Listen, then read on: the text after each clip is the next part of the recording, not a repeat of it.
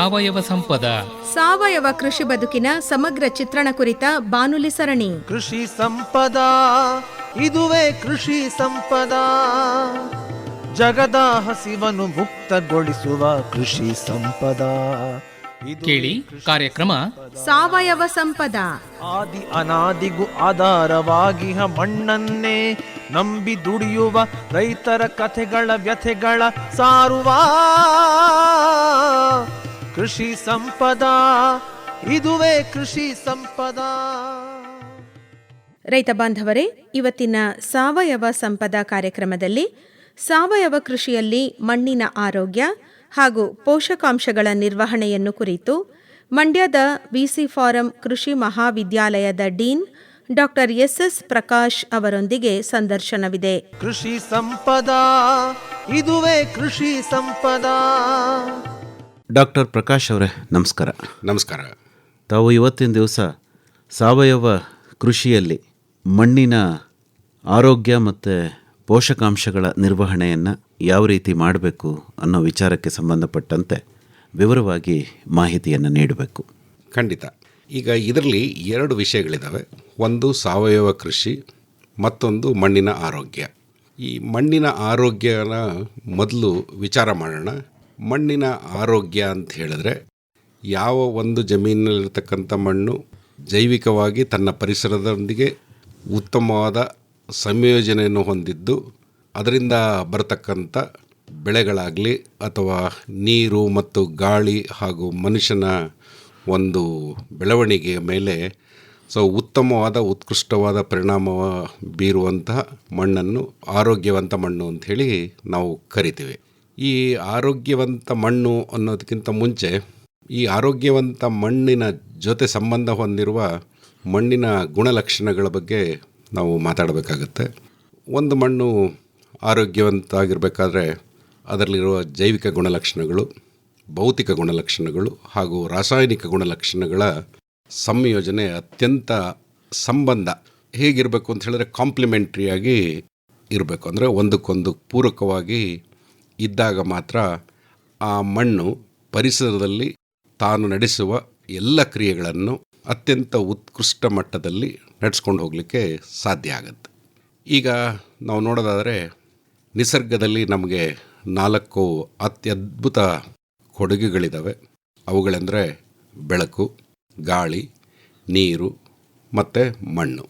ಇವುಗಳಲ್ಲಿ ಯಾವುದೇ ಒಂದು ಇಲ್ಲ ಅಂತ ಹೇಳಿದ್ರೆ ಬದುಕನ್ನು ಊಹಿಸ್ಕೊಳ್ಳೋದು ಬಹಳ ಕಷ್ಟ.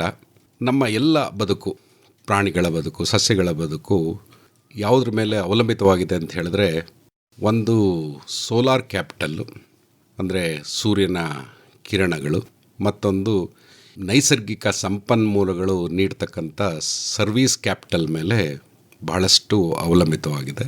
ನ್ಯಾಚುರಲ್ ರಿಸೋರ್ಸ್ ಕ್ಯಾಪಿಟಲ್ ಅಂತೇನು ಹೇಳಿದ್ರೆ ನೈಸರ್ಗಿಕ ಸಂಪನ್ಮೂಲ, ಅದರಲ್ಲಿ ಮಣ್ಣು ಕೂಡ ಒಂದು.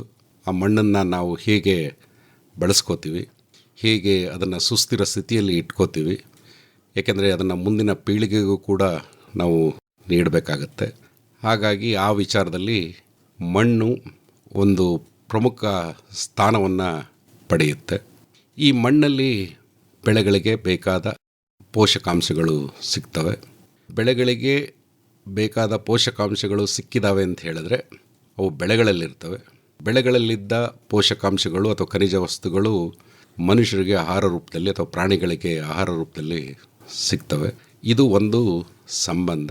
ಈ ವಿಚಾರವಾಗಿ ನಾನು ಲಿನಸ್ ಪೌಲಿಂಗ್ ಅನ್ನೋ ಒಬ್ಬ ವಿಜ್ಞಾನಿಯ ಒಂದು ಕೋಟನ್ನು ಇಲ್ಲಿ ಹೇಳಲಿಕ್ಕೆ ಇಷ್ಟಪಡ್ತೀನಿ. ಅವ್ರು ಏನಂತ ಹೇಳಿದ್ರು ಅಂತ ಹೇಳಿದ್ರೆ, ನೊಬೆಲ್ ಪಾರಿತೋಷಕ ಪಡೆದಂಥ ವಿಜ್ಞಾನಿ. ಅವ್ರು ಹೇಳಿದ್ದು, ಮನುಷ್ಯನ ಎಲ್ಲ ರೋಗಗಳಿಗೆ ಮೂಲ ಖನಿಜಾಂಶಗಳ ಕೊರತೆ ಅಂತ ಹೇಳಿದ್ರು.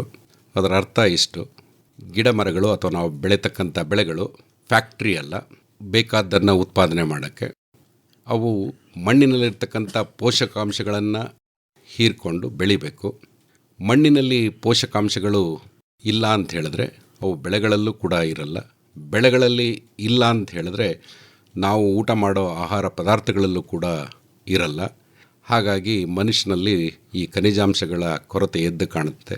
ಇವತ್ತು FAO ಆರ್ಗನೈಜೇಷನ್ದೇನಿದೆ ಅವರ ಒಂದು ಅಂಕಿಅಂಶದ ಪ್ರಕಾರ 2 ಬಿಲಿಯನ್ಗಿಂತ ಹೆಚ್ಚು ಜನ ಜಾಗತಿಕ ಮಟ್ಟದಲ್ಲಿ ಈ ಖನಿಜಾಂಶಗಳ ಕೊರತೆಯಿಂದ ಬಳಲ್ತಿದ್ದಾರೆ ಅನ್ನೋ ಒಂದು ಮಾಹಿತಿ ಇದೆ.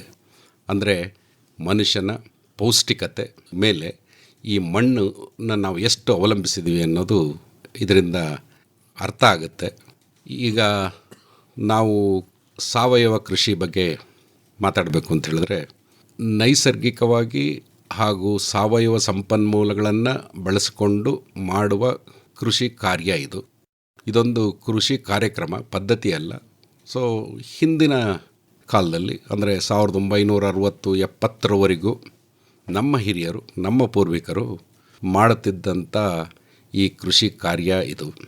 ಆ ದಿನಗಳಲ್ಲಿ ಅವರು ಹೆಚ್ಚಿನ ಒಂದು ಅವಲಂಬನೆ ಸಾವಯವ ಪದಾರ್ಥಗಳ ಮೇಲಿತ್ತು, ಬೆಳೆ ಪರಿವರ್ತನೆ ಮೇಲಿತ್ತು, ಅವರು ಮಾಡುವ ಉಳುಮೆ ಮೇಲಿತ್ತು. ಹಾಗಾಗಿ ಆ ದಿನಗಳಲ್ಲಿ ನಮ್ಮ ಮಣ್ಣು ಅತ್ಯಂತ ಶ್ರೇಷ್ಠ ಮಟ್ಟದ ಎಲ್ಲ ಪೋಷಕಾಂಶಗಳನ್ನು ಒಳಗೊಂಡ ಒಂದು ನೈಸರ್ಗಿಕ ಮೂಲವಾಗಿತ್ತು. ಕಾಲಾನಂತರದಲ್ಲಿ ವೈಜ್ಞಾನಿಕ ಬೆಳವಣಿಗೆ ಆದ ನಂತರ ಈ ರಾಸಾಯನಿಕ ಪೋಷಕಾಂಶಗಳನ್ನು ಒದಗಿಸುವ ಪದಾರ್ಥಗಳು ಮಾರುಕಟ್ಟೆಗೆ ಬಂದ ನಂತರ ಅಥವಾ ಹಸಿರು ಕ್ರಾಂತಿಯ ನಂತರ ನಾವು ಅಧಿಕ ಇಳುವರಿ ಕೊಡುವ ಬೆಳೆಗಳನ್ನು ಬೆಳೀಲಿಕ್ಕೆ ಶುರು ಮಾಡಿದ್ವಿ. ಅಧಿಕ ಇಳುವರಿ ಕೊಡುವ ಬೆಳೆಗಳನ್ನು ಬೆಳೆದಾಗ ಅವು ಭೂಮಿಯಿಂದ ಹೀರಿಕೊಳ್ಳುವ ಪೋಷಕಾಂಶಗಳ ಪ್ರಮಾಣ ಹೆಚ್ಚಿರುತ್ತೆ.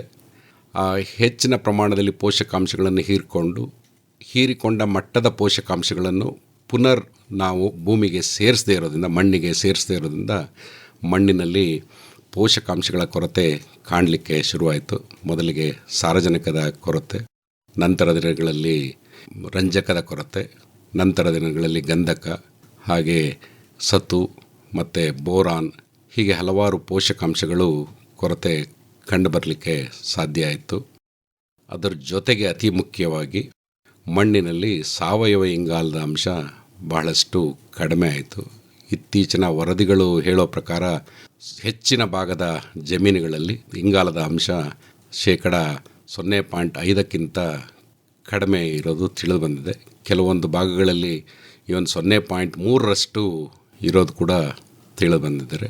ಸೊ ಮಣ್ಣಿನ ಆರೋಗ್ಯದ ಮೂಲವೇ ಈ ಸಾವಯವ ಇಂಗಾಲದ ಪ್ರಮಾಣ.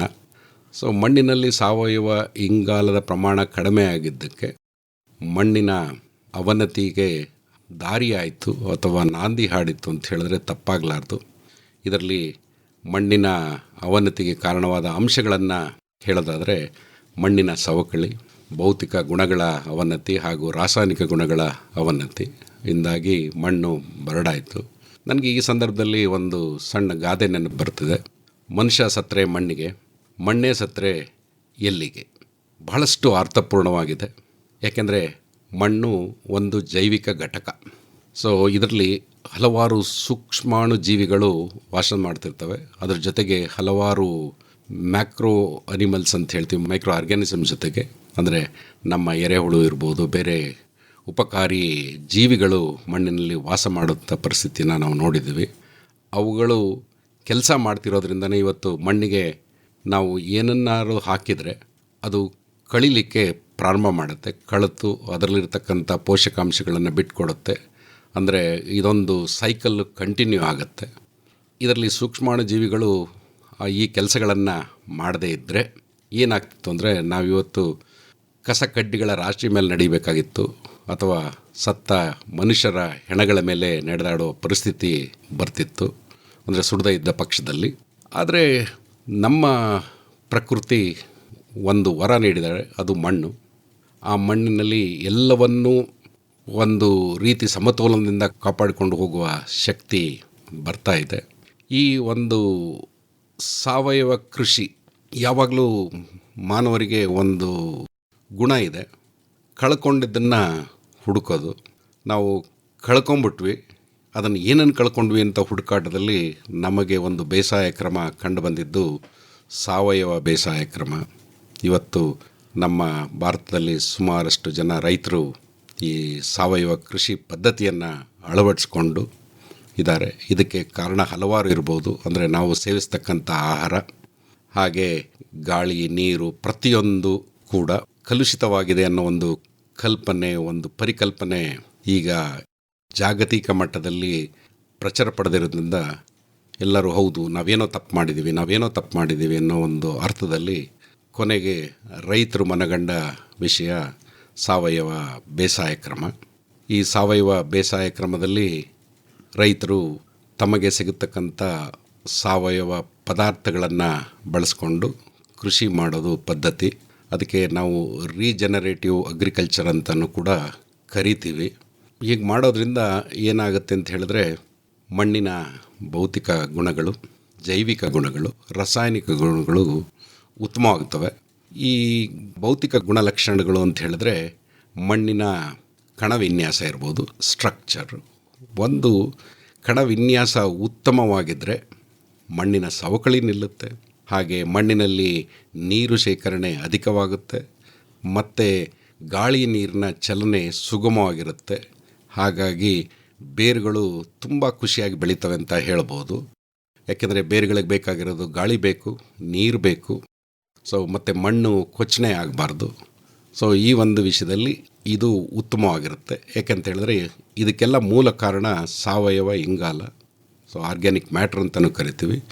ಸಾವಯವ ಪದಾರ್ಥ ಅಥವಾ ಸಾವಯವ ಇಂಗಾಲದ ಪ್ರಮಾಣ ಜಾಸ್ತಿ ಇರಬೇಕು.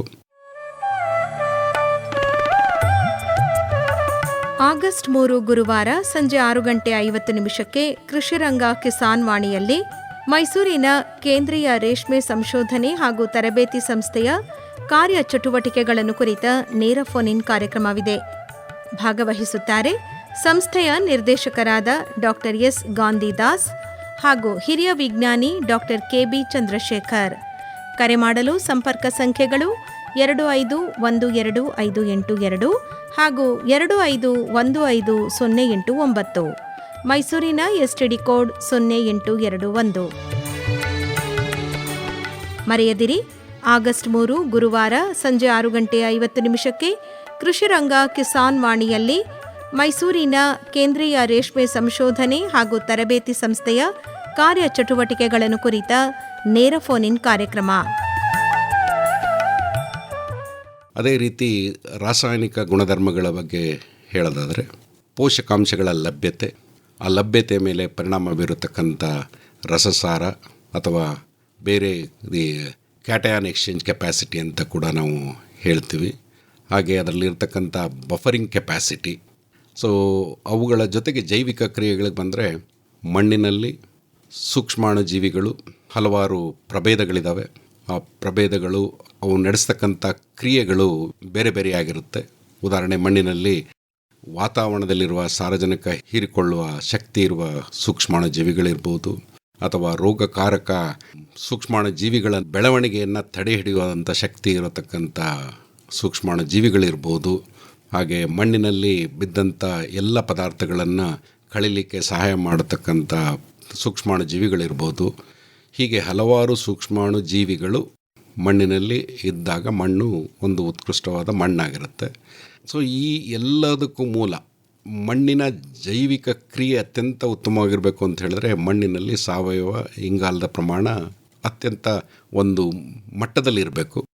ಅದು ಹೆಚ್ಚು ಕಡಿಮೆ ಹೇಳೋದಾದರೆ ಒಂದು 0.75 ಅಥವಾ 0.5ರಿಂದ 0.75ವರೆಗಾರು ಮಣ್ಣಿನಲ್ಲಿ ಸಾವಯವ ಇಂಗಾಲದ ಅಂಶ ಇರಬೇಕು. ಅದಕ್ಕಿಂತ ಹೆಚ್ಚಾದರೆ ಇನ್ನೂ ಒಳ್ಳೆಯದೇ. 1ವರೆಗೆ ಬಂದರೆ ನಮಗೆ ಭಾಗ್ಯ ಅದು. ಆ ಒಂದು ನಿಟ್ಟಿನಲ್ಲಿ ನಾವು ಕ್ರಮಗಳನ್ನು ಕೈಗೊಳ್ಳಬೇಕಾಗತ್ತೆ.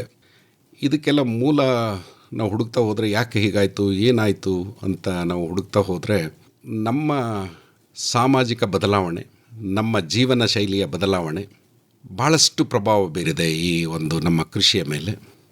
ಏಕೆಂದರೆ ಕೃಷಿಯಲ್ಲಿ ತೊಡಗಿಸಿಕೊಂಡವರು ಕಾಲಕ್ರಮೇಣ ಕೃಷಿ ಅಂತ ಹೇಳಿದ್ರೆ ಒಂದು ಸಂಪೂರ್ಣ ಚಟುವಟಿಕೆ ಇತ್ತು. ಸಂಪೂರ್ಣ ಚಟುವಟಿಕೆ ಅಂತಂದರೆ ಕೃಷಿ ಕುಟುಂಬ ಅಂತ ಹೇಳಿದ್ರೆ ಆ ಕೃಷಿ ಕುಟುಂಬದಲ್ಲಿ ದನಕರುಗಳಿದ್ವು, ಆಡು ಕುರಿಗಳಿದ್ವು, ಕೋಳಿಗಳಿದ್ವು. ಅದರ ಜೊತೆಗೆ ಕೃಷಿ ಮಾಡ್ತಾಯಿದ್ರು. ಒಂದು ಸಹಜತೆಯ ಬದುಕು, ನಿಸರ್ಗಕ್ಕೆ ಹತ್ತಿರವಾದ ಬದುಕು ಆಗಿನ ಕಾಲದಲ್ಲಿ ಇತ್ತು. ಸಾಮಾಜಿಕ ಬದಲಾವಣೆಯಲ್ಲಿ ನಾವು ಕೊಳ್ಳುಬಾಕ ಸಂಸ್ಕೃತಿಗೆ ಬಂದ ತಕ್ಷಣವೇ ಇವೆಲ್ಲವನ್ನು ಮರೆತು ಮನೆಯಲ್ಲಿ ಇದ್ದ ಜಾನುವಾರುಗಳು ಮತ್ತು ಕೋಳಿ, ಕುರಿ, ಆಡು ಇಂಥವುಗಳೆಲ್ಲ ಸಂಖ್ಯೆ ಕಡಿಮೆಯಾಗಿ ಹಾಲನ್ನು ಹೆಚ್ಚು ನೀಡುವ ಪ್ರಮುಖವಾದ ವಿದೇಶಿ ಹಾಲನ್ನು ನೀಡತಕ್ಕಂಥ ಜಾನುವಾರುಗಳು 1-2 ಅಷ್ಟೇ ಇಟ್ಕೊಂಡು ಬದುಕಲಿಕ್ಕೆ ಪ್ರಾರಂಭ ಮಾಡಿದ್ವಿ. ಮತ್ತು ಅದೇ ರೀತಿ ನಾವು ಒಂದು ಪ್ರದೇಶದಲ್ಲಿ ಬೆಳೆ ಪರಿವರ್ತನೆ ಮಾಡಿದ್ರೆ ಬೆಳೆದಿದ್ದೇ ಬೆಳೆಯನ್ನು ಬೆಳೆಯೋದು, ಹಾಗೆ ಮುಂದುವರೆದು ಬೆಳೆ ಪರಿವರ್ತನೆಗಿಂತ ಹೆಚ್ಚಿನ ಸಮಯ ಜಮೀನಿನಲ್ಲಿ ಬೆಳೆ ಬೆಳೀಲಿಕ್ಕೆ ನಾವು ಮಾಡುವ ಬೇಸಾಯ ಕ್ರಮಗಳು, ಉಳುಮೆ ಇರ್ಬೋದು. ಉಳುಮೆಗೂ ಕೂಡ ನಾವು ಈಗ ಟ್ಯಾಕ್ಟರ್ ಅವಲಂಬನೆ ಮತ್ತು ಮೆಷಿನರಿ ಅವಲಂಬನೆ ಹೆಚ್ಚಾಯಿತು. ಸೊ ಈ ಎಲ್ಲ ಕಾರಣಗಳಿಂದ ಮಣ್ಣಿನಲ್ಲಿ ಬಹಳಷ್ಟು ಪರಿಣಾಮಗಳು ಆದವು. ಅವುಗಳಲ್ಲಿ ಉದಾಹರಣೆಗೆ ಹೇಳೋದಾದರೆ ಮಣ್ಣಿನ ಕಣ ವಿನ್ಯಾಸ, ಅಂದರೆ ಸ್ಟ್ರಕ್ಚರ್ ಏನು ಹೇಳ್ತೀನಿ, ಅದು ಕಡಿಮೆ ಆಗಕ್ಕೆ ಶುರುವಾಯಿತು. ಸರಿಯಾದ ಸ್ಟ್ರಕ್ಚರು, ಸ್ಟೇಬಲ್ ಅಂದರೆ ಗಟ್ಟಿಯಾದ ಕಣ ರಚನೆ ಆಗಲಿಲ್ಲ. ಮತ್ತು ಈ ಕಾಂಪ್ಯಾಕ್ಟ್ ಆಗೋದು ಜಾಸ್ತಿ ಆಯಿತು ಮಣ್ಣಲ್ಲಿ. ಹಾಗಾಗಿ ಗಾಳಿ ನೀರಿನ ಚಲನೆ ಕುಂಠಿತವಾಯಿತು. ಅದೇ ರೀತಿ ಮುಂದುವರೆದು ಈ ಒಂದು ಹಾರ್ಡ್ ಲೇಯರ್, ಅಂದರೆ ಗಡಸಾದ ಒಂದು ಪದರ ಕೂಡ ಮಣ್ಣಲ್ಲಿ ಬರಲಿಕ್ಕೆ ಶುರುವಾದಾಗ ಬೇರುಗಳು ಅತಿ ಆಳಕ್ಕೆ ಹೋಗದೆ ನೀರನ್ನ ಹಿಡಿದಿಟ್ಕೊಳ್ಳೋದು ಹಾಗೂ ಪೋಷಕಾಂಶಗಳನ್ನ ಹೀರ್ಕೊಳ್ಳೋದು ಪ್ರಮಾಣ ಕಡಿಮೆ ಆಯಿತು. ಸೊ ಈ ಎಲ್ಲ ಕಾರಣಗಳನ್ನು ಅವಲೋಕಿಸಿದಾಗ ನಾವು ಎಲ್ಲೋ ತಪ್ಪು ಮಾಡಿದ್ದೀವಿ ಅಂತ ಅನಿಸಿ ಸಾವಯವ ಕೃಷಿಗೆ ನಾವು ತೊಡಗಿಸ್ಕೊಂಡ್ವಿ. ಈ ಸಾವಯವ ಕೃಷಿ ಮಾಡುವಾಗ ಇಂದಿನ ರೈತರು ಕೇಳ್ತಾರೆ, ಮೊದಲು ನಮಗೆ ಸಾವಯವ ಗೊಬ್ಬರಗಳ ಲಭ್ಯತೆ ಎಲ್ಲಿದೆ? ನಾನು ಈಗಾಗಲೇ ಹೇಳಿದೆ, ಆ ಲಭ್ಯತೆಗೆ ಕಾರಣ ನಾವೇ. ಸಾಮಾಜಿಕ ಜೀವನ ಶೈಲಿಯ ಬದಲಾವಣೆಯಿಂದಾಗಿ ನಾವು ಇವತ್ತು ಅದರ ಲಭ್ಯತೆಯನ್ನು ಕಡಿಮೆ ಮಾಡಿಕೊಂಡಿದ್ದೀವಿ. ಮತ್ತೀಗ ನಮ್ಮ ಜಮೀನುಗಳಲ್ಲಿ ಸಿಗತಕ್ಕಂಥ ಪದಾರ್ಥಗಳನ್ನು, ಗಿಡ ನಾವು ಬೆಳೆದಂಥ ಬೆಳೆಯ ಶೇಷಭಾಗಗಳಿರ್ಬೋದು, ಅಥವಾ ಹಸಿರಲ್ಲೇ ಗೊಬ್ಬರಗಳನ್ನು ನೀಡುವ ಮರಗಳನ್ನು ಬದು ಮೇಲೆ ಹಾಕ್ಕೊಂಡಿದ್ರೆ ಆ ಬದುಗಳಿಂದ ಅವುಗಳನ್ನ ಕತ್ತರಿಸ್ಕೊಂಡು, ಹಾಗೆ ನಮ್ಮಲ್ಲಿ ಸಿಗುವ ಬೇರೆ ಬೇರೆ ಪದಾರ್ಥಗಳನ್ನು ನಮ್ಮ ಎರೆಹುಳನ್ನು ಉಪಯೋಗಿಸ್ಕೊಂಡು ಗೊಬ್ಬರಗಳನ್ನು ಮಾಡಿಕೊಳ್ಳೋದಿರ್ಬೋದು. ಸೊ ಈ ಎಲ್ಲ ಕ್ರಮಗಳನ್ನು ಅನುಸರಿಸ್ಕೊಂಡು ನಾವು ಈ ಸಾವಯವ ಪದಾರ್ಥವನ್ನು ಒದಗಿಸತಕ್ಕಂಥ ಪದಾರ್ಥಗಳನ್ನು ಮಣ್ಣಿಗೆ ಸೇರಿಸ್ಬೋದು. ಈ ಮಣ್ಣಿಗೆ ಸೇರಿಸೋದ್ರಿಂದ ಏನಾಗುತ್ತೆ ಅಂದರೆ, ನಾವು ಬೆಳೆಯುವ ಪದಾರ್ಥದ ಒಂದು ಗುಣ ಏನಿರುತ್ತೆ ಅದು ಉತ್ಕೃಷ್ಟವಾಗಿರುತ್ತೆ. ಈಗ ನಮ್ಮ ಕೃಷಿಗೆ 2 ಚಾಲೆಂಜ್ಗಳು ಅಂತ ಹೇಳಿದ್ರೆ, ಒಂದು ಫುಡ್ ಸೆಕ್ಯುರಿಟಿ, ಆಹಾರ ಭದ್ರತೆ, ಇನ್ನೊಂದು ಪೌಷ್ಟಿಕಾಂಶ ಭದ್ರತೆ. ಇವೆರಡನ್ನೂ ನೀಡಬೇಕಾಗಿರೋವಂಥ ಈ ಒಂದು ಸಂದಿಗ್ಧ ಪರಿಸ್ಥಿತಿಯಲ್ಲಿ ಸಾವಯವ ಕೃಷಿಯಿಂದ ಅಥವಾ ಸಾವಯವ ಕೃಷಿ ಚಟುವಟಿಕೆಗಳಿಂದ ಸಾವಯವ ಪದಾರ್ಥಗಳನ್ನು ಮಣ್ಣಿಗೆ ಸೇರಿಸೋದ್ರಿಂದ ಮಣ್ಣಿನ ಜೈವಿಕ ಕ್ರಿಯೆಯನ್ನು ಹೆಚ್ಚು ಮಾಡಿ, ಆ ಮಣ್ಣಿನ ಜೈವಿಕ ಕ್ರಿಯೆ ಹೆಚ್ಚಾದಾಗೆ ಮಣ್ಣಿನ ಭೌತಿಕ ಗುಣಗಳನ್ನು ಉತ್ತಮಪಡಿಸಿ, ಮಣ್ಣಿನ ರಾಸಾಯನಿಕಗಳನ್ನು ಉತ್ತಮಪಡಿಸಿ, ಮಣ್ಣಿನಲ್ಲಿ ಪೋಷಕಾಂಶಗಳ ಲಭ್ಯತೆಯನ್ನು ಹೆಚ್ಚು ಮಾಡೋದ್ರಿಂದ ಮಣ್ಣಿನಲ್ಲಿ ಉತ್ಪಾದಕತೆ ಹೆಚ್ಚು ಮಾಡ್ಬೋದು. ನಾವೆಲ್ಲರೂ ಅಂದ್ಕೊಂಡಿದ್ದೀವಿ ಉತ್ಪಾದಕತೆ ಅಂತ ಹೇಳಿದಾಗ ಮಣ್ಣಿನ ಫಲವತ್ತತೆ ಬಗ್ಗೆ ಮಾತ್ರ ನಾವು ಹೆಚ್ಚು ಮಾತಾಡ್ತೀವಿ. ಎಷ್ಟು ಪೋಷಕಾಂಶಗಳ ಲಭ್ಯತೆ ಇದೆ, ಲಭ್ಯತೆ ಇದ್ದ ತಕ್ಷಣ ನಾವು ಸುಮಾರೀಗ 280ರಿಂದ 560 kg ಸಾರಜನಕ ಇದ್ದರೆ ಮಧ್ಯಮ ಪ್ರಮಾಣದಲ್ಲಿದೆ ಅಂತ ಹೇಳ್ತೀವಿ. ಅದಕ್ಕೆ ಸಾರಜನಕ ದೊರಕೋ ಪ್ರಮಾಣದಲ್ಲಿ ಅಷ್ಟಿದ್ದರೂ ನಮ್ಮ ಬೆಳೆಗೆ ಸಾರಜನಕ ದೊರಿಬೇಕಾದ್ರೆ ಭೌತಿಕ ಗುಣಗಳು, ಜೈವಿಕ ಗುಣಗಳು, ರಾಸಾಯನಿಕ ಗುಣಗಳು ಉತ್ತಮವಾಗಿರಬೇಕು. ಆವಾಗಷ್ಟೇ ಅದು ಪೂರ್ಣ ಪ್ರಮಾಣದಲ್ಲಿ ಉಪಯೋಗಕ್ಕೆ ಬರುತ್ತೆ. ಇಲ್ಲ ಅಂತ ಹೇಳಿದ್ರೆ ಅದು ಕಡಿಮೆ ಇದ್ದರೂ ಅಷ್ಟೇ, ಹೆಚ್ಚಿದ್ರೂ ಅಷ್ಟೇ ಆಗುತ್ತೆ. ಈ ಒಂದು ವಿಧಾನದಿಂದ ನಮ್ಗೆ ಏನು ತಿಳಿಯುತ್ತೆ ಅಂತ ಹೇಳಿದ್ರೆ, ನಾವು ಪೋಷಕಾಂಶ ಒದಗಿಸ್ಬೇಕು. ಅದು ಸಾವಯವ ಪದ್ಧತಿ ಇರಲಿ ಅಥವಾ ನಾವು ಈಗ ಮಾಡ್ತಕ್ಕಂಥ ರಾಸಾಯನಿಕ ಕೃಷಿ ಪದ್ಧತಿ ಇರಲಿ, ಯಾವುದರಲ್ಲಾದರೂ ನಾವು ಪೋಷಕಾಂಶಗಳನ್ನು ಒದಗಿಸ್ಬೇಕು. ಪೋಷಕಾಂಶಗಳನ್ನು ಒದಗಿಸುವುದರ ಜೊತೆಗೆ ನಾವು ಮಣ್ಣಿನ ಗುಣಧರ್ಮಗಳನ್ನು ಕೂಡ ಕಾಪಾಡ್ಕೊಂಡು ಹೋಗಬೇಕು. ಹಾಗಾಗಿ ನಮ್ಮ ಕೃಷಿ ವಿಶ್ವವಿದ್ಯಾಲಯದ ಪ್ಯಾಕೇಜ್ ಆಫ್ ಪ್ರಾಕ್ಟೀಸಲ್ಲಿ ಕೂಡ ನಾವು ಅಂದಿನ ಕಾಲದಿಂದಲೂ ಪೋಷಕಾಂಶಗಳನ್ನು ಒದಗಿಸುವ ಜೊತೆಗೆ ಮಣ್ಣಿಗೆ ಸಾವಯವ ಪದಾರ್ಥವನ್ನು, ಅಂದರೆ ಸಾವಯವ ಗೊಬ್ಬರ, ತಿಪ್ಪೆ ಗೊಬ್ಬರವನ್ನು ಸೇರಿಸಿ ಅಂತ ಹೇಳಿದ್ವಿ. ಆದರೆ ಕಾಲಕ್ರಮೇಣ ಬದಲಾದ ಪರಿಸ್ಥಿತಿಯಲ್ಲಿ, ಬದಲಾದ ಸಾಮಾಜಿಕ ಒಂದು ಜೀವನ ಶೈಲಿಯಲ್ಲಿ ನಾವು ಅದನ್ನು ಒದಗಿಸದೆ ಮೊದಲಿಗೆ ಉತ್ತಮವಾದ ಪ್ರತಿಕ್ರಿಯೆಯನ್ನು ನೀಡ್ತಕ್ಕಂಥ ಗೊಬ್ಬರಗಳು, ರಾಸಾಯನಿಕ ಗೊಬ್ಬರಗಳನ್ನ ಹಾಕಿ ಬೆಳೆದು ಉತ್ತಮವಾದ ಬೆಳೆ ಬೆಳೆದ್ವಿ. ಆದರೆ ಈಗ ಅದೇ ಮಟ್ಟದ ಸಾರಜನಕ ಗೊಬ್ಬರ ಹಾಕಿದರೂ ಕೂಡ ಅಥವಾ ಬೇರೆ ರಾಸಾಯನಿಕ ಗೊಬ್ಬರಗಳನ್ನ ಹಾಕಿದರೂ ಕೂಡ ನಾವು ಹಿಂದಿನ ದಿನಗಳಲ್ಲಿ ಪಡೆದ ಇಳುವರಿ ಮಟ್ಟನ ಮುಟ್ಟಕ್ಕಾಗ್ತಿಲ್ಲ. ಅದಕ್ಕೆ ಕಾರಣ ನಮ್ಮ ಭೂಮಿಯಲ್ಲಿ ಸತ್ವ ಇಲ್ಲ, ನಮ್ಮ ಭೂಮಿಯಲ್ಲಿ ಜೈವಿಕ ಕ್ರಿಯೆಗಳು ಉತ್ತಮವಾಗಿಲ್ಲ. ಈ ರೀತಿಯ ಒಂದು ಪರಿಸ್ಥಿತಿಯಲ್ಲಿ ನಮಗೆ ಸಾವಯವ ಕೃಷಿ ಪದ್ಧತಿ ಮಾಡಬೇಕಾಗತ್ತೆ. ಸಾವಯವ ಕೃಷಿ ಪದ್ಧತಿಯಲ್ಲಿ ಬೀಜಾಮೃತ ಇದೆ, ಜೀವಾಮೃತ ಇದೆ, ಸೊ ಘನ ಜೀವಾಮೃತ, ಹಾಗೆ ಜೀವಾಮೃತಗಳು ಮತ್ತು ಪೋಷಕಾಂಶಗಳು ದೊರೆಯುವ ಎಲ್ಲ ಮೂಲಗಳನ್ನು, ಸಾವಯವ ಪದಾರ್ಥಗಳನ್ನು ಬಳಸಿಕೊಂಡು ನಾವು ಮಣ್ಣಿಗೆ ಸೇರಿಸಿದ್ದೇ ಆದರೆ ಮಣ್ಣಿನಲ್ಲಿ ಪೋಷಕಾಂಶಗಳ ಲಭ್ಯತೆ ಹೆಚ್ಚಾಗಿ ಕೊರತೆ ಹೆಚ್ಚು ಕಂಡುಬರೋದಿಲ್ಲ ಅನ್ನೋದು ನನ್ನ ಭಾವನೆ. ಡಾಕ್ಟರ್ ಪ್ರಕಾಶ್ ಅವರೇ, ಸಾಮಾನ್ಯವಾಗಿ ಸಾವಯವ ಕೃಷಿ ಮಾಡುವಂತಹ ಕೃಷಿಕರದ್ದು ಒಂದು ಪ್ರಶ್ನೆ, ಸಾವಯವ ಮೂಲದ ಗೊಬ್ಬರಗಳಲ್ಲಿ ಸಿಗುವಂತಹ ಪೋಷಕಾಂಶದ ಪ್ರಮಾಣ ಕಡಿಮೆ ಅಂತ. ಈಗ ಹಟ್ಟಿ ಗೊಬ್ಬರದಲ್ಲಿ ಸಾರಜನಕ, ರಂಜಕ, ಪೊಟ್ಯಾಷ್ ಪ್ರಮಾಣ ಕಡಿಮೆ, ಅದೇ ನಾವು ಚೀಲದ ಗೊಬ್ಬರದಲ್ಲಾದರೆ ಅದರ ಪ್ರಮಾಣ ಜಾಸ್ತಿ. ಈಗ ತಮ್ಮ ಪ್ಯಾಕೇಜ್ ಆಫ್ ಪ್ರಾಕ್ಟೀಸ್ ಏನಿದ್ರೂ ಅದನ್ನು ಕೆ ಜಿ ಮಟ್ಟದಲ್ಲಿ ಹೇಳುವಾಗ ಅಷ್ಟು ಪ್ರಮಾಣದಲ್ಲಿ ಇದನ್ನು ಹೇಗೆ ಪೂರೈಸೋಕ್ಕಾಗತ್ತೆ ಅನ್ನೋದು ಅವ್ರ ಪ್ರಶ್ನೆ. ಈಗ ಅಲ್ಲಿ ಕಾನ್ಸಂಟ್ರೇಟೆಡ್ ಫಾರ್ಮಲ್ಲಿರುವಂತಹ ನ್ಯೂಟ್ರಿಯೆಂಟು ಇಲ್ಲಿ ಅತ್ಯಂತ ಕಡಿಮೆ ಪ್ರಮಾಣದಲ್ಲಿರುವಂತಹ ನ್ಯೂಟ್ರಿಯೆಂಟ್ಸು ಸರಿದೂಗಿಸೋದು ಹೇಗೆ ಸಾಧ್ಯ? ಇದು ಪ್ರಧಾನವಾದ ಪ್ರಶ್ನೆ. ವಿಜ್ಞಾನಿಯಾಗಿ ತಾವೇನು ಹೇಳ್ತೀರಿ? ಹೌದು, ಖಂಡಿತ ಹೌದು. ನಾನು ಈಗಾಗಲೇ ನಿಮ್ಗೊಂದು ಉದಾಹರಣೆನೂ ಕೂಡ ಹೇಳಿದೆ.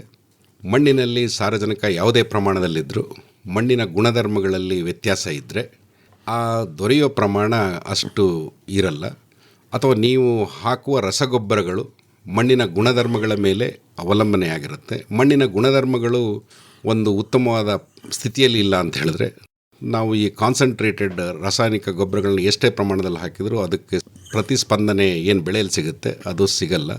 ಇದರಲ್ಲಿ ಕಡಿಮೆ ಇರುತ್ತೆ. ಕಡಿಮೆ ಇದ್ದ ತಕ್ಷಣ ಬರೀ ಇದೊಂದೇ ಪೋಷಕಾಂಶ ಒದಗಿಸುವ ಮೂಲ ಆಗಿರಬಾರ್ದು ಒಂದು ಕೃಷಿ ಜಮೀನಿನಲ್ಲಿ. ಈ ಸಾವಯವ ಪದಾರ್ಥ ಅಥವಾ ನಾವು ತಿಪ್ಪೆ ಗೊಬ್ಬರ ಅಂತ ಏನು ಹೇಳ್ತೀವಿ, ಅದರಲ್ಲಿ ಸಾರಜನಕದ ಪ್ರಮಾಣ 0.5% ಇರುತ್ತೆ, ರಂಜಕ 0.25 ಮತ್ತು ಪೊಟ್ಯಾಷ್ ಕೂಡ ಅದೇ ಪ್ರಮಾಣದಲ್ಲಿರುತ್ತೆ. ಆದರೆ ಅದರಲ್ಲಿ ಬೇರೆ ಲಘು ಪೋಷಕಾಂಶಗಳು ಕೂಡ ಇರ್ತವೆ. ಇವತ್ತು ಲಘು ಪೋಷಕಾಂಶಗಳ ಕೊರತೆ ಕಂಡುಬರಲು ಕಾರಣ ಅಂತ ಹೇಳಿದ್ರೆ ನಮ್ಮ ಮಣ್ಣಿನಲ್ಲಿ ಸಾವಯವ ಪದಾರ್ಥದ ಅಂಶ ಕಡಿಮೆ ಆಗಿರೋದು, ಹಾಗೆ ನಾವು ಸಾವಯವ ಪದಾರ್ಥನ ಹೆಚ್ಚು ಬಳಸದೇ ಇರೋದು ಈ ರಾಸಾಯನಿಕ ಕೃಷಿ ಪದ್ಧತಿಯಲ್ಲಿ ಕಾರಣ. ಇವತ್ತು ಒಂದಿದ್ದ ಪೋಷಕಾಂಶ ಸಾರಜನಕ, ಇವತ್ತು ಬೋರಾನು, ಜಿಂಕು, ಹೀಗೆ ಹಲವಾರು ಪೋಷಕಾಂಶಗಳು ಸೇರ್ತಾ ಇದ್ದಾವೆ. ಮುಂದೆ ಇನ್ನೂ 1-2-3 ಪೋಷಕಾಂಶಗಳು ಸೇರ್ಬೋದು. ಸೊ ನಾವು ಅದನ್ನೇ ಪೋಷಕಾಂಶದ ಮೂಲ ಅಂತ ಹೇಳೋದಕ್ಕಿಂತ ಮಣ್ಣಿನ ಒಂದು ಆರೋಗ್ಯ ಭಾಗ್ಯಕ್ಕೆ ಆ ಪದಾರ್ಥನ ಸೇರಿಸೋದು ಒಳ್ಳೆಯದು. ಈಗ ನಾವೇ ಒಂದು ವಿಷಯ ಹೇಳೋದಾದರೆ ಆರೋಗ್ಯವಂತ ಮಣ್ಣು ಸೊ ಎಲ್ಲವನ್ನು ಸರಿದೂಗಿಸ್ಕೊಂಡು ಹೋಗುತ್ತೆ. ಮನುಷ್ಯನ ಆರೋಗ್ಯದ ರೀತಿಯೇ. ಈಗ ನಮಗೆ ಆರೋಗ್ಯ ಸರಿಯಾಗಿದ್ದರೆ ಅಥವಾ ಒಂದು ಕೈ ಕಾಲು ಗಟ್ಟಿಯಾಗಿದ್ದರೆ ಅಥವಾ ಕೈ ಮುರಿದಿದ್ರೆ ಆ ಕೈಯಲ್ಲಿ ಮಾಡೋ ಕೆಲಸಗಳನ್ನು ನಾವು ಮಾಡೋಕ್ಕಾಗಲ್ಲ. ಆಗ ಎಫಿಷಿಯನ್ಸಿ ಕಡಿಮೆ ಆಗುತ್ತೆ. ಅದನ್ನು ನಾವು ನಮ್ಮ ಈ ರಾಸಾಯನಿಕ ಪೋಷಕಾಂಶಗಳು ಕೂಡ ಹೋಲಿಸ್ಬೋದು. ಸರ್, ಸಾವಯವ ಮೂಲದ ಪೋಷಕಾಂಶದ ಪ್ರಮಾಣವನ್ನು ಹೆಚ್ಚಿಸೋದಕ್ಕೇನಾದರೂ ಮಾರ್ಗೋಪಾಯಗಳಿದ್ದಾವೆ? ಹೆಚ್ಚಿಸೋದಕ್ಕೆ ಸದ್ಯದಲ್ಲಿ ಯಾವುದೇ ಮಾರ್ಗಗಳಿಲ್ಲ. ಆದರೆ ಕೆಲವೊಂದು ವಿಧಾನಗಳು ಈಗ ನಾವು ಮಾಡುವಾಗ ವರ್ಮಿ ಕಾಂಪೋಸ್ಟ್ ಮಾಡಿಕೊಂಡ್ರೆ ಸಾವಯವ ಪದಾರ್ಥಗಳಲ್ಲೂ ಕೂಡ ಪೋಷಕಾಂಶದ ಪ್ರಮಾಣ ಹೆಚ್ಚಾಗುತ್ತೆ. ಅದ್ರ ಜೊತೆಗೆ ಕಿಣ್ವಗಳು ಮತ್ತು ಬೇರೆ ಪದಾರ್ಥಗಳು ಇದಕ್ಕೆ ಸೇರೋದ್ರಿಂದ ಅದರದ್ದು ಶಕ್ತಿ ಇನ್ನೂ ಹೆಚ್ಚು ವೃದ್ಧಿ ಆಗುತ್ತೆ. ಮಣ್ಣಿಗೆ ಸೇರಿಸೋದ್ರಿಂದ ಮಣ್ಣಿನಲ್ಲಿ ಕೂಡ ಒಂದು ಉತ್ತಮವಾದ ಪ್ರಭಾವವನ್ನು ಅದು ಬೀರುತ್ತೆ. ಹಾಗೆ ಹಸಿರಲ್ಲೇ ಗೊಬ್ಬರ ಸೇರಿಸೋದು ಮತ್ತು ಬೆಳೆ ಪರಿವರ್ತನೆ ಮಾಡೋದು, ಬೆಳೆ ಪರಿವರ್ತನೆಯಲ್ಲಿ ದ್ವಿದಳ ಧಾನ್ಯಗಳನ್ನ ಬೆಳೆಸೋದು, ವಾತಾವರಣದಲ್ಲಿರ್ತಕ್ಕಂಥ ಸಾರಜನಕವನ್ನು ಹೀರ್ಕೊಂಡು ಸೊ ಮಣ್ಣಿಗೆ ಸೇರಿಸೋ ಒಂದು ಶಕ್ತಿ ಬರುತ್ತೆ. ಸೊ ಆಗ ಈ ನಮ್ಮ ಸಾವಯವ ಪದಾರ್ಥದಲ್ಲಿ ಕಡಿಮೆ ಆದ ಪೋಷಕಾಂಶಗಳು ಆ ಮೂಲಗಳಿಂದ ಸಿಗ್ತವೆ. ಅಂದರೆ ತಾವು ಹೇಳೋದು ಬಗೆ ಬಗೆಯ ಮೂಲಗಳನ್ನು ಬಳಸ್ಕೊಂಡು ಸಾವಯವ ಕೃಷಿಯ ಮೂಲಕ ಮಣ್ಣಿಗೆ ಪೋಷಕಾಂಶಗಳನ್ನು ನೀಡಬೇಕು ಅನ್ನೋವಂಥದ್ದು. ಹೌದು ಅಲ್ವಾ? ಈಗ ಪ್ರಮಾಣ ಹೆಚ್ಚು ಕಡಿಮೆ ಆಗಬಹುದು.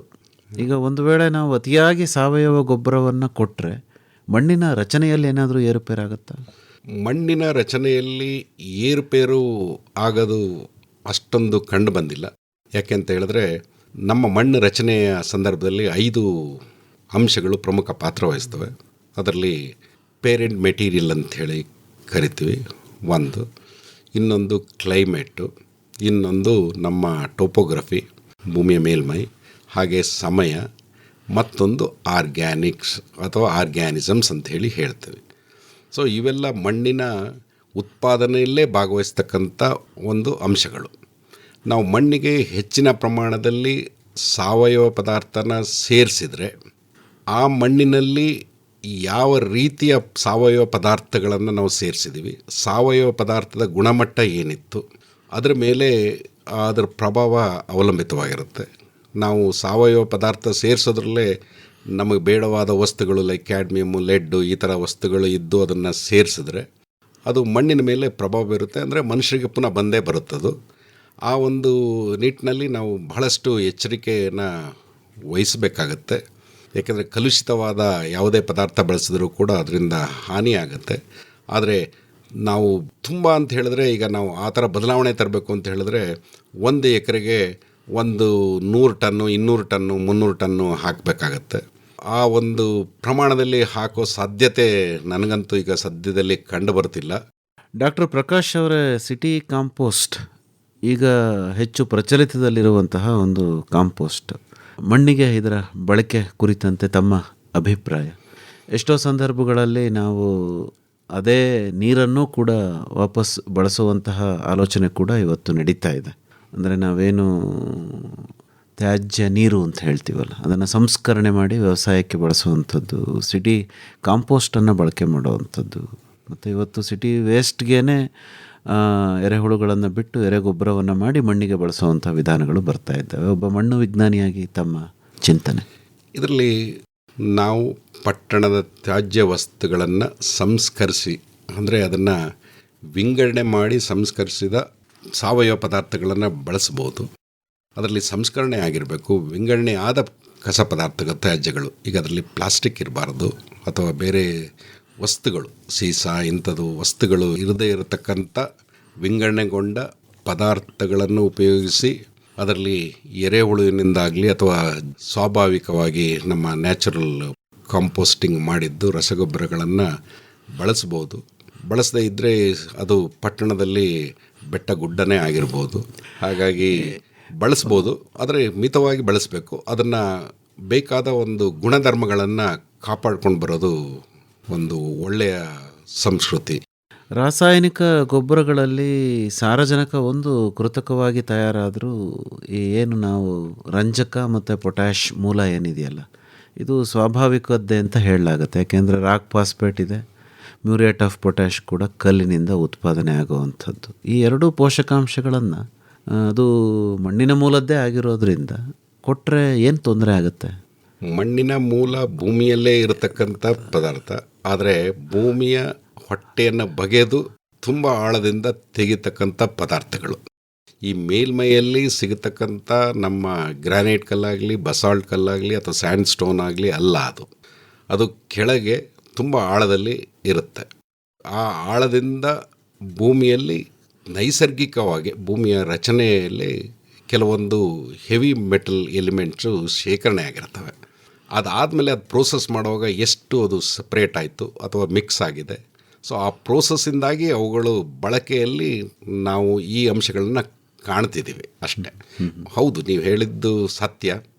ಏಕೆಂದರೆ ಭೂಮಿಲಿರ್ತಕ್ಕಂಥ ಪದಾರ್ಥನೇ ನಾವು ವಾಪಸ್ಸು ಮಣ್ಣಿಗೆ ಮಾತ್ರ ಸೇರಿಸ್ತಿದ್ವಿ ಅಂಥೇಳಿ. ಆದರೆ ನಾವು ಯೋಚನೆ ಮಾಡಬೇಕು, ನಾವು ಎಷ್ಟು ಆಳಕ್ಕೆ ಹೋಗಿ ತೆಗಿತಾ ಇದ್ದೀವಿ ಅದನ್ನು. ಈಗ ಉದಾಹರಣೆಗೆ ಹೇಳಿದರೆ ವೆಸ್ಟ್ ಬೆಂಗಾಲ್ ಈ ಕಡೆ ಎಲ್ಲ ಆರ್ಸೆನಿಕ್ ನೀರಿನಲ್ಲಿ ಕಂಡು ಬಂತು.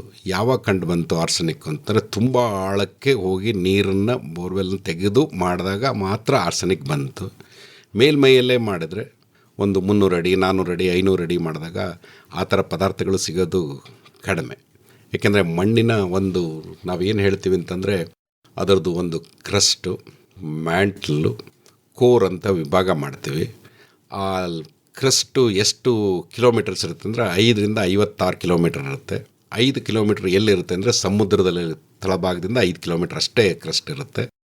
ಬೇರೆ ಕಡೆ ಅದು 56 ಕಿಲೋಮೀಟ್ರ್ವರೆಗೂ ಇರುತ್ತೆ. ನಾವು ಇದರಲ್ಲಿ ಎಷ್ಟು ಆಳ 10 ಕಿಲೋಮೀಟ್ರ್ ಅಥವಾ 20 ಕಿಲೋಮೀಟ್ರ್ ಹೋದಾಗ ಈ ಪೋಷಕಾಂಶಗಳು ಅಥವಾ ಈ ಮೂಲ ವಸ್ತುಗಳೇನಿರ್ತವೆ ಅದು ಸೆಗ್ರಿಗೇಟ್ ಆಗಿರುತ್ತೆ.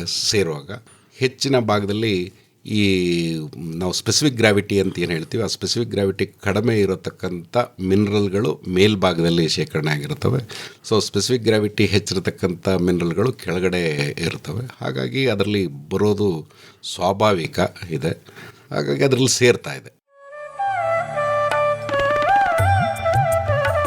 ಆಗಸ್ಟ್ 3 ಗುರುವಾರ ಸಂಜೆ 6:50 ಕೃಷಿರಂಗ ಕಿಸಾನ್ ವಾಣಿಯಲ್ಲಿ ಮೈಸೂರಿನ ಕೇಂದ್ರೀಯ ರೇಷ್ಮೆ ಸಂಶೋಧನೆ ಹಾಗೂ ತರಬೇತಿ ಸಂಸ್ಥೆಯ ಕಾರ್ಯಚಟುವಟಿಕೆಗಳನ್ನು ಕುರಿತ ನೇರ ಫೋನ್ ಇನ್ ಕಾರ್ಯಕ್ರಮವಿದೆ.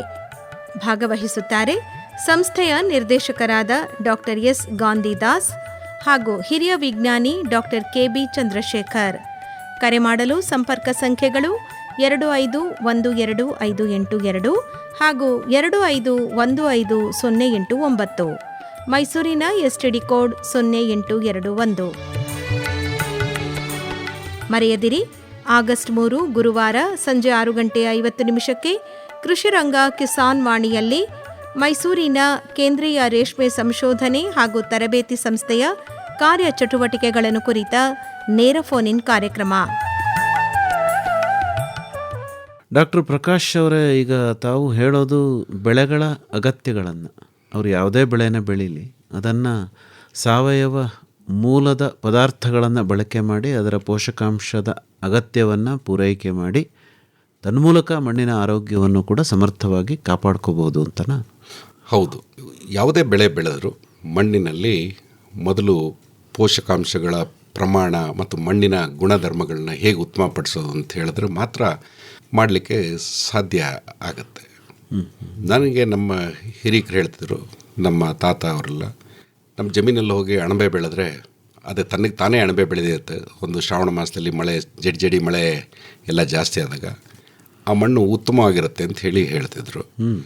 ಏಕೆಂದರೆ ಅದರಲ್ಲಿ ಕೆಳಗೆ ಮಣ್ಣಲ್ಲಿ ಸಾವಯವ ಪದಾರ್ಥಗಳು, ಕಳಿತಕ್ಕಂಥ ಪದಾರ್ಥಗಳು ಹೆಚ್ಚಿರ್ತವೆ ಅಂತ ಹೇಳಿ. ಮುಂಚೆ ಎಲ್ಲ ಸಂಗ್ರಹಿಸೋರು ಗುಡುಗುಡು ಅಣಬೆ ಅಂತ ಹೇಳಿ ಎಲ್ಲ ಅಣಬೆಗಳನ್ನ ಸಂಗ್ರಹಿಸ್ತಿದ್ರು. ಅದು ಈಗ ಕಡಿಮೆ ಆಗಿದೆ. ಸೊ ಈ ಎಲ್ಲ ಒಂದು ಜೀವಿಗಳು ಕೂಡ ಮಣ್ಣಲ್ಲಿ ತಮ್ಮದೇ ಆದ ಕರ್ತವ್ಯವನ್ನು ಮಣ್ಣು ಎಷ್ಟು ಉತ್ತಮವಾಗಿರಬೇಕು ಅನ್ನೋ ರೀತಿಯಲ್ಲಿ ಸಂಗ್ರಹಿಸ್ತಿರ್ತವೆ. ನಾನು ಇತ್ತೀಚೆಗೆ AP ಚಂದ್ರಶೇಖರ್ ಅವರು ಹೇಳ್ತಿದ್ದು ಕೇಳಿದೆ ಆಕಾಶವಾಣಿಯಲ್ಲೇ. ಅದರಲ್ಲಿ ನಮ್ಮ ಟರ್ಮೈಟ್ಸ್ ಏನಿದೆ, ಆ ಟರ್ಮೈಟ್ಸ್ ಕೂಡ ಒಂದು ಉತ್ತಮವಾದ ಕೆಲಸ ಮಾಡೋ ಒಂದು ಜೀವಿ ಅನ್ನೋ ಒಂದು ವಿಷಯನ ಹೇಳ್ತಿದ್ರು. ಸೊ ಹಾಗೆ ಮಣ್ಣಲ್ಲಿ, ಯಾವುದೇ ಒಂದು ಮಣ್ಣಲ್ಲಿ ನಾವು ಒಂದು ಅರ್ಧ ಅಡಿ ಮಣ್ಣನ್ನು ಅಗೆದಾಗ ನಮ್ಮ ಜಮೀನಲ್ಲಿ ಎಷ್ಟು ಎರೆಹುಳುಗಳು ಸಿಗ್ತವೆ, ಎಷ್ಟು ಇದು ಸಿಗ್ತವೆ ನೋಡಿದ್ರೆ ಆವಾಗ ನಮಗನ್ಸುತ್ತೆ ಈ ಮಣ್ಣು ಎಷ್ಟು ಸತ್ವಯುತವಾಗಿದೆ, ಎಷ್ಟು ಕಾಲ ಇದನ್ನು ಸುಸ್ಥಿರತೆಯಲ್ಲಿ ಇಟ್ಕೊಂಡು ಹೋಗ್ಬೋದು. ಮತ್ತು ಇನ್ನೊಂದು ಏನಾಗಿದೆ ಅಂತ ಹೇಳಿದ್ರೆ, ಆ ಯಾವ ಮಣ್ಣು ಆರೋಗ್ಯವಾಗಿರುತ್ತೆ, ಯಾವ ಮಣ್ಣಿನಲ್ಲಿ ಎಲ್ಲ ಗುಣಲಕ್ಷಣಗಳು, ಭೌತಿಕ, ಜೈವಿಕ ಹಾಗೂ ರಾಸಾಯನಿಕ ಗುಣಲಕ್ಷಣಗಳು ಉತ್ತಮ ಸ್ಥಿತಿಯಲ್ಲಿರುತ್ತೆ, ಅದಕ್ಕೆ ಯಾವುದೇ ಸ್ಟ್ರೆಸ್ಸನ್ನು ತಡೆದು ಪುನಃ ವಾಪಸ್ ತನ್ನ ಪುನರ್ಸ್ಥಿತಿಗೆ ಬರುವಂಥ ಒಂದು ಶಕ್ತಿ ಇರುತ್ತೆ. ಹಾಗಾಗಿ ನಾವು ಯಾವುದೇ ಬೆಳೆ ಬೆಳೀಲಿ, ಆ ಬೆಳೆಗೆ ಪೂರಕವಾಗಿ ಸಾವಯವ ಪದ್ಧತಿಗಳನ್ನು ಅಳವಡಿಸ್ಕೊಂಡು ಸಾವಯವ ಮೂಲಗಳಿಂದ ಗೊಬ್ಬರಗಳನ್ನು ಕೊಟ್ಟು ಮಾಡ್ಬೋದು. ಹೆಚ್ಚಿನ ಮಾಹಿತಿಗೆ ತಮ್ಮನ್ನೇ ನೇರವಾಗಿ ಸಂಪರ್ಕ ಮಾಡಬೇಕು ನಮ್ಮ ಕೇಳುಗರು ಅಂತಾದರೆ ತಮ್ಮ ಮೊಬೈಲ್ ಸಂಖ್ಯೆ ಏನು ಡಾಕ್ಟರ್ ಪ್ರಕಾಶ್ ಅವರೇ? 9611190358. ಇನ್ನೊಮ್ಮೆ 9611190358. ಇನ್ನೂ ಒಂದು ಸರಿ ಹೇಳಿಬಿಡಿ ಡಾಕ್ಟರ್. 9611190358. ಒಳ್ಳೆಯದು ಡಾಕ್ಟರ್ ಪ್ರಕಾಶ್ ಅವರೇ. ಇದುವರೆಗೂ ಸಾವಯವ ಸಂಪನ್ಮೂಲಗಳನ್ನು ಸದ್ಬಳಕೆ ಮಾಡಿ ಪೋಷಕಾಂಶಗಳ ನಿರ್ವಹಣೆಯನ್ನು, ಮಣ್ಣಿನ ಆರೋಗ್ಯವನ್ನು ಹೇಗೆ ಕಾಪಾಡ್ಕೋಬೇಕು ಅನ್ನೋದಕ್ಕೆ ಸಂಬಂಧಪಟ್ಟಂತೆ ಬಹಳ ಸೊಗಸಾಗಿ ಮಾಹಿತಿ ನೀಡಿದ್ರಿ. ವಂದನೆಗಳು. ನಮಸ್ಕಾರ. ನಮಸ್ಕಾರ. ಕೃಷಿ ಸಂಪದಾ, ಇದುವೇ ಕೃಷಿ ಸಂಪದಾ. ಸಾವಯವ ಕೃಷಿಯಲ್ಲಿ ಮಣ್ಣಿನ ಆರೋಗ್ಯ ಹಾಗೂ ಪೋಷಕಾಂಶಗಳ ನಿರ್ವಹಣೆಯನ್ನು ಕುರಿತು ಮಂಡ್ಯದ ವಿಸಿ ಫಾರಂ ಕೃಷಿ ಮಹಾವಿದ್ಯಾಲಯದ ಡೀನ್ ಡಾಕ್ಟರ್ SS ಪ್ರಕಾಶ್ ಅವರೊಂದಿಗೆ ಸಂದರ್ಶನವನ್ನು ಕೇಳಿದಿರಿ. ನಮ್ಮ ಮುಂದಿನ ಸಾವಯವ ಸಂಪದ ಕಾರ್ಯಕ್ರಮದಲ್ಲಿ ಭತ್ತ ಮತ್ತು ಕಬ್ಬಿನ ಬೆಳೆಗಳಲ್ಲಿ ಹಸಿರು ಗೊಬ್ಬರದ ಮಹತ್ವವನ್ನು ಕುರಿತ ಸಂವಾದವಿದೆ. ಭಾಗವಹಿಸುತ್ತಾರೆ ನಿವೃತ್ತ ಸಹಾಯಕ ಕೃಷಿ ನಿರ್ದೇಶಕರಾದ ರವೀಂದ್ರ ಆರ್ ಕಟ್ಟಿ ಹಾಗೂ ಮಂಡ್ಯ ತಾಲೂಕು ಬಸರಾಳು ಹೋಬಳಿ ಹಲ್ಲೆಗೆರೆಯ ಎಚ್.ಕೆ. ದೊಡ್ಡಲಿಂಗಯ್ಯ.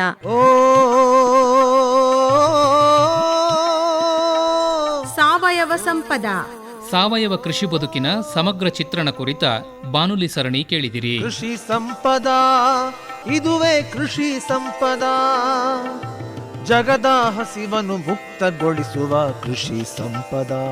ಸಹಯೋಗ ವಿಸ್ತರಣಾ ಶಿಕ್ಷಣ ಘಟಕ, ಸಾವಯವ ಕೃಷಿ ಸಂಶೋಧನಾ ಕೇಂದ್ರ ನಾಗನಹಳ್ಳಿ, ಮೈಸೂರು ಜಿಲ್ಲಾ ಕೃಷಿ ತರಬೇತಿ ಕೇಂದ್ರ, ಕೃಷಿ ಇಲಾಖೆ ಮೈಸೂರು, ವಲಯ ಕೃಷಿ ಸಂಶೋಧನಾ ಕೇಂದ್ರ ವಿಸಿ ಫಾರಂ ಮಂಡ್ಯ ಹಾಗೂ ಮೈಸೂರು ಮಂಡ್ಯ ಚಾಮರಾಜನಗರ ಜಿಲ್ಲಾ ಸಾವಯವ ಕೃಷಿಕರ ಒಕ್ಕೂಟ.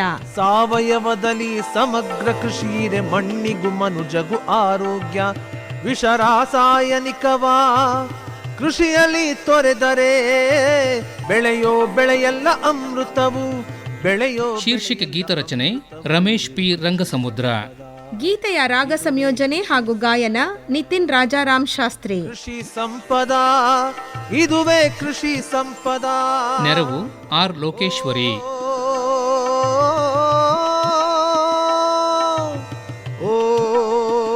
ಪರಿಕಲ್ಪನೆ ಹಾಗೂ ನಿರ್ಮಾಣ ಎನ್ ಕೇಶವಮೂರ್ತಿ.